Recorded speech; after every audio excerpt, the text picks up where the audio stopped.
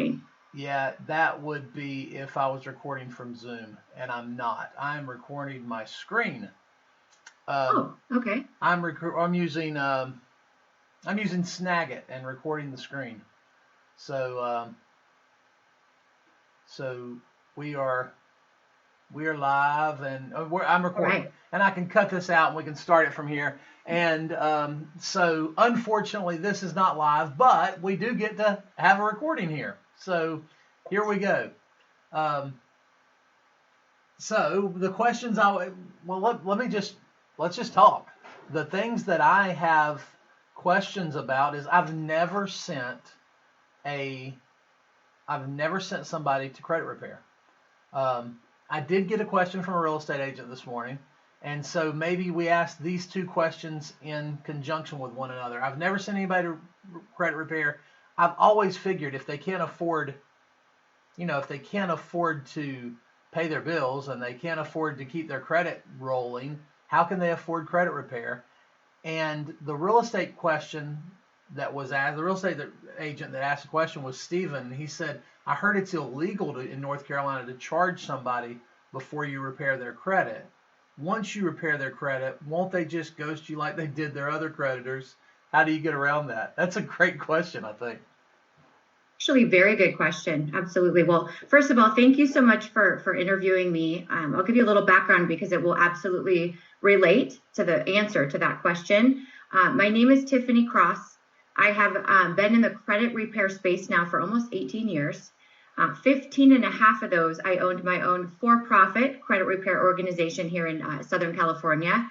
Well-established, well-respected, and quite frankly, at the time, up until 15 years ago, being registered with the Department of Justice was enough, right? So the DOJ scrutinized you, made sure you were legal and ethical. And then even in that, what I consider to be audit, even then, only 3% of the credit repair operators were operating legally nationwide.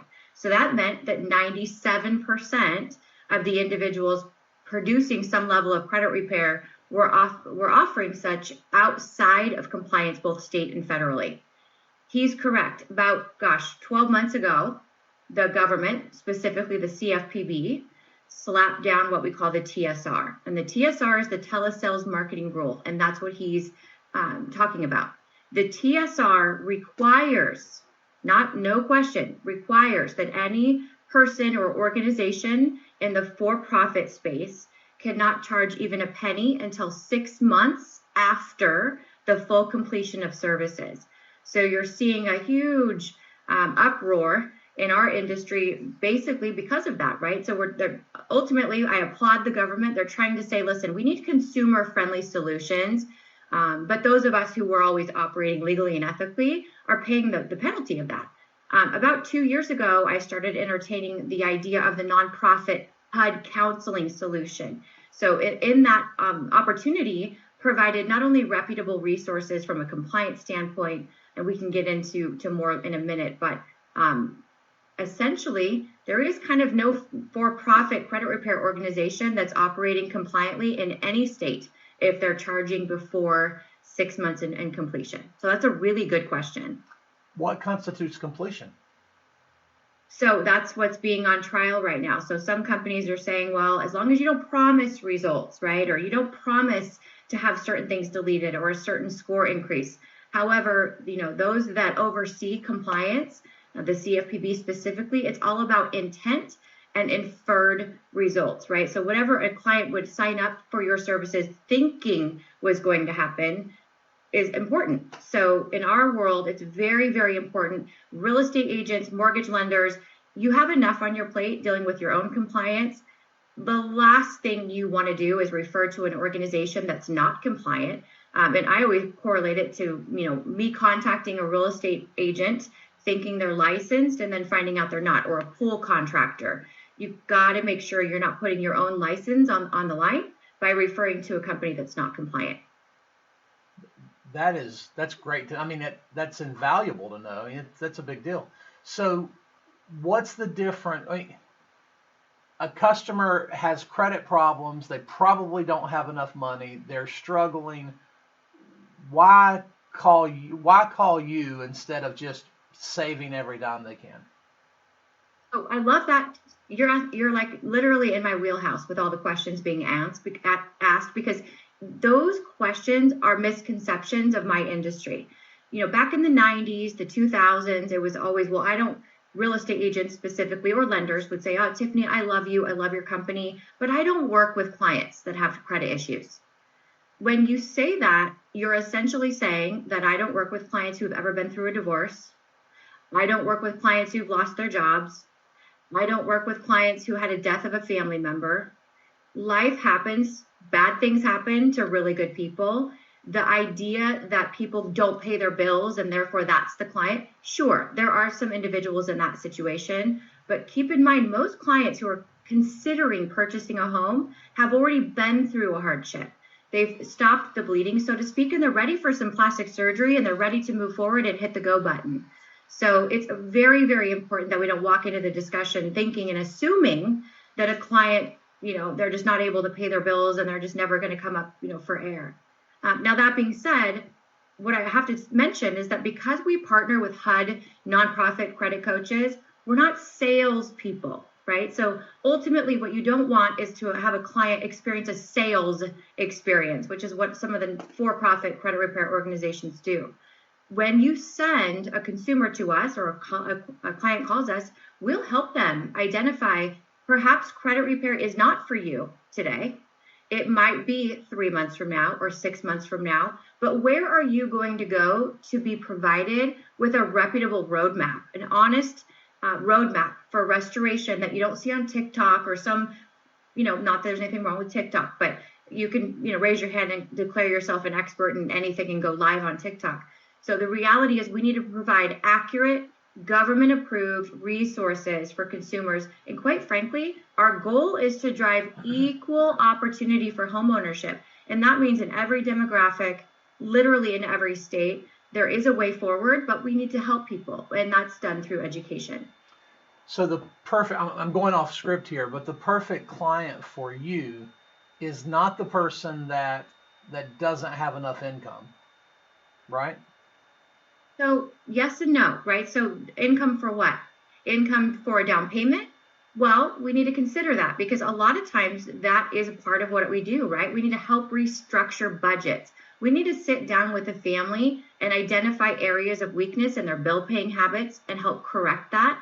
Quite frankly, offsetting some of their liabilities by helping them establish and be able to leverage credit to their advantage. There's so many different things that we can do. But I would say the cart is before the horse to be talking to a consumer about their down payment. If they have a 400 FICO or no FICO or a 520, first we build the FICO score. Without the FICO score, you could have a tremendous amount of money waiting to use for your down deposit. But if you don't have your FICO score intact for the loan program, we got to put things in sequence. FICO first, down payment second. Now, the assumption that our program is expensive and going to take away from someone's down payment is not accurate. All in, just to give you a company average, most of our clients are in the program anywhere from 3 to 5 months, not 3 years, right? So we'll talk about fees if you ask later, but let's assume a client's in 5 months, which is our company average. They're only in about $700. So that $700 should not impact the ability to put a down payment on a house. Okay, very good. So 3 to 5 months, somebody comes, I pull their credit, they're at what number is reasonable to send to you? I mean, if they're in the 4s, there's nothing you can do, right? I mean, no way you can do something in 3 to 5 months.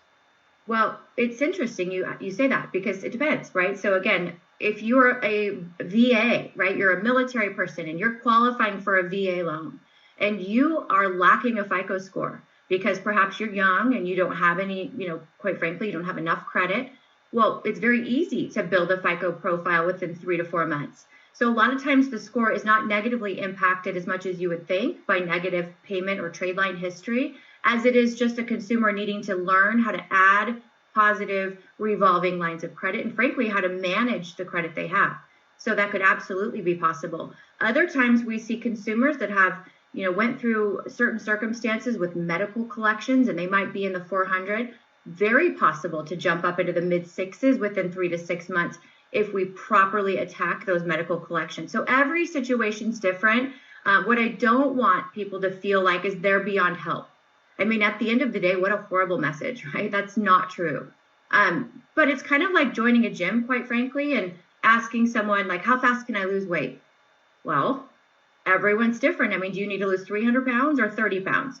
Do you change your diet and exercise, and do you work out? So there's lots of pieces of it, but my goal is to provide a way forward. And sometimes consumers are ready, sometimes they're not, but at least they'll know what steps they need to take. So using nonprofit credit counselors, those are not people that don't get paid, right? So that's a great question. So the HUD counseling is government subsidized. So the consumer is truly only paying the hard costs of their service. They're not paying, it's not a for-profit model. So that's important to know.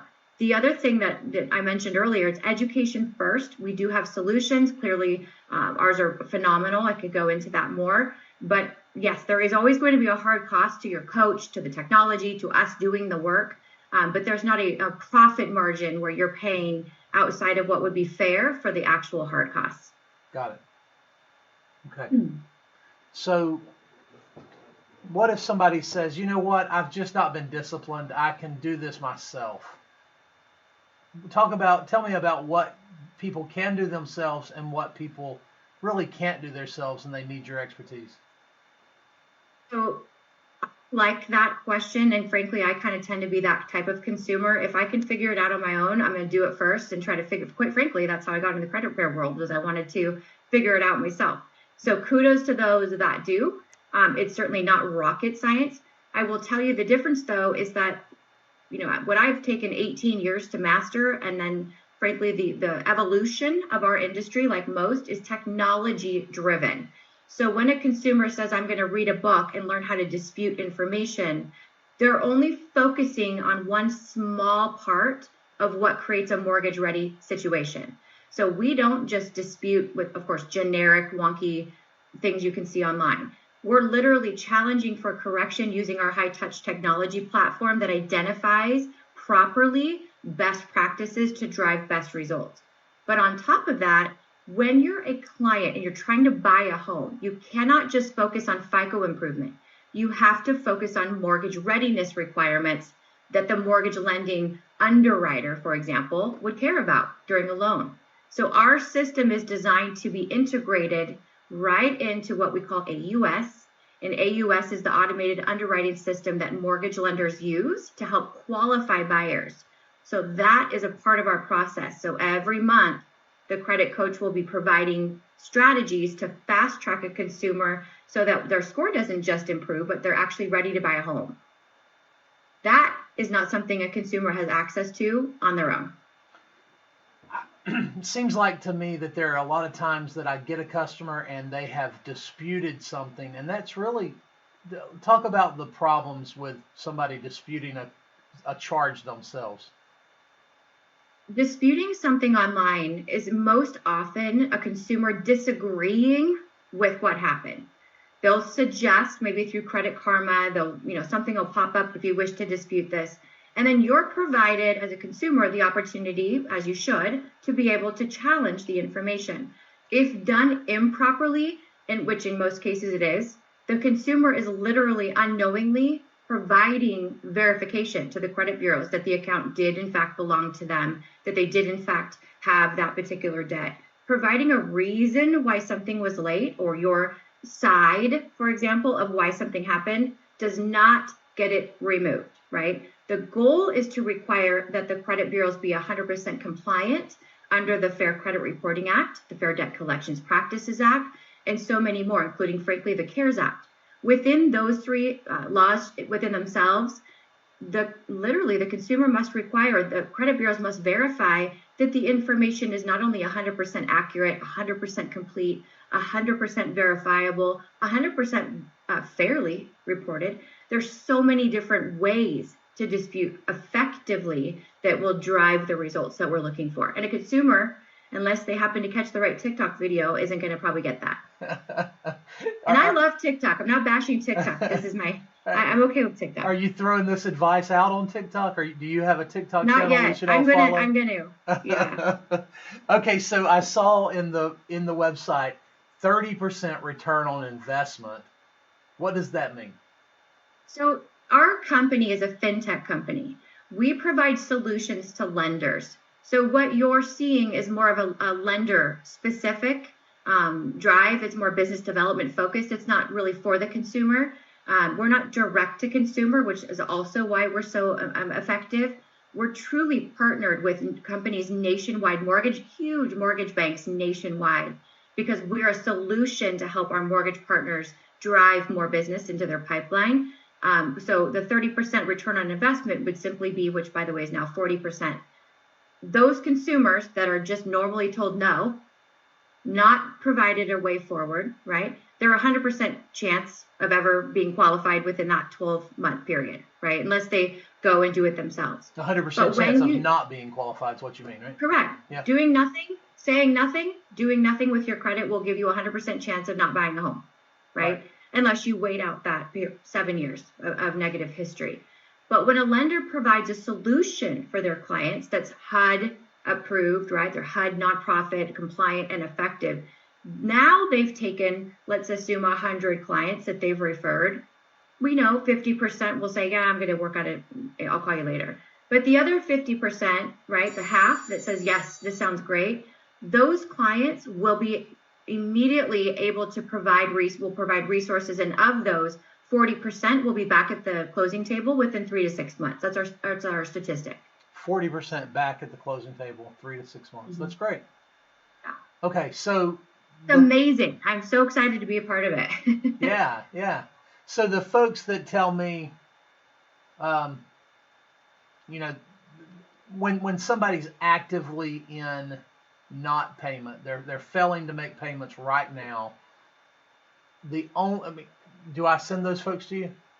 No. Now you can, for the sake of the free education, the free consultation, we don't turn any clients away from receiving them. So I say yes and no. Yes, for the reason that they may need guidance.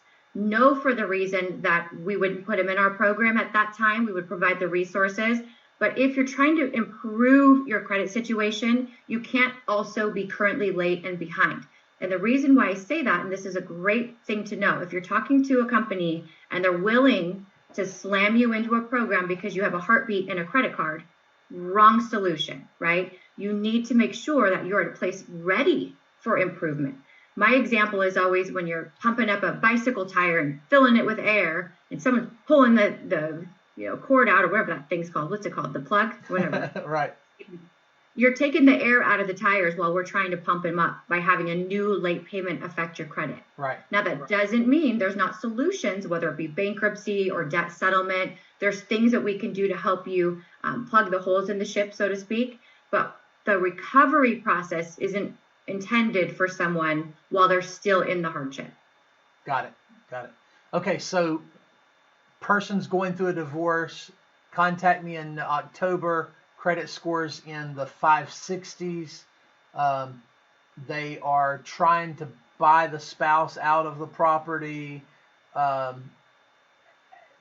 direct them to you. They have the money. They just need some direction. Well, what's the average time that it takes somebody to get from mid fives to, let's say that we need them to be 640? That's 3 to 6 months. 3 to 6 months. And our months. standard 3 to 6. You're not even looking at 12 to 24, et cetera. So again, remember, working with a company that's designed to be in favor of the consumer as a nonprofit is important. For-profit credit repair companies, not all, because I wasn't one of those, but most are all about keeping clients in the program for the rest of their lives, right? So the goal is not to be in a credit repair program for eternity. It's about reaching a goal quickly. So that standard is 3 to 6 months in our program. And the magic sauce that y'all have that causes you to remain compliant, to be legal in this point. I mean, you don't wait until after 6 months you don't wait that long to charge them. How do you stay compliant in the way you do business? Because they're working with nonprofits. Now, I like mentioning there are some credit repair companies that are kind of losing their marbles right now and becoming nonprofits to avoid the regulation. That is not the same thing. You can't create a fake nonprofit and then do exactly what you were doing before. Remember HUD, right? HUD is a government approved solution to create equal opportunity for all consumers, right? So that we don't have redlining in the banking world where people are told no unfairly in different demographics. So we're not just nonprofit, we're HUD counselors. So we're providing you with HUD counseling solutions utilizing our technology platform. So there's a huge difference, and I just want to make mention of that because it's not. We don't want to find, and we will see a lot of bad actors chasing a way around or circumventing regulation. That's certainly not okay. So if I send everybody to you that I think maybe you could help, and there are folks that you can't help, you're going to tell them, we're going to do this free counsel first session, and we're not able to help you today. Call us back when you've done X, Y, and Z. Maybe we can help you then. Right. And then sometimes it's a matter of teaching the consumer that we might not be able to focus on the removal of negative information, but you might benefit from being a part of our process so we can help you reconfigure your family budget. So much of the problem is not addressed, right? So the bill paying habits of one spouse versus another. Perhaps it's your timing on your pay. Some people get paid the 1st and the 15th, but all their bills happen, in between those times where they're not, they're cash poor, essentially. Learning how to identify what those areas of weakness are, because let's be honest, none of this information is taught in school. And as though many of us can say, well, it's common sense, it's not common sense, and it's not we're not taught it. So I just really have a heart and a compassion for consumers, and I don't like to put them in boxes and say, well, they can't afford it, or let's help them decide on their own once they have all the options in front of them. Hey, I'm so glad we did this. What's the question that you wish I'd asked that I failed to ask? What else should we have said here that we didn't? I'm going to end with this, and I'm just a motivation, right? So don't allow yourself to accept as a label that you have bad credit. I can't tell you how many people will say, oh my gosh, I wish I'd have known you or known this or known that. For 5 years, I've paid 20% interest on a car, or I just kind of know that I can't walk into a store and apply for a credit card. It's embarrassing. We're not in the business of judging, and we're certainly not in the shame game. Okay. If I could, one day I'll share my own personal story about how my passion became with my own life. But at the end of the day, it's not about judgment. It's about solutions.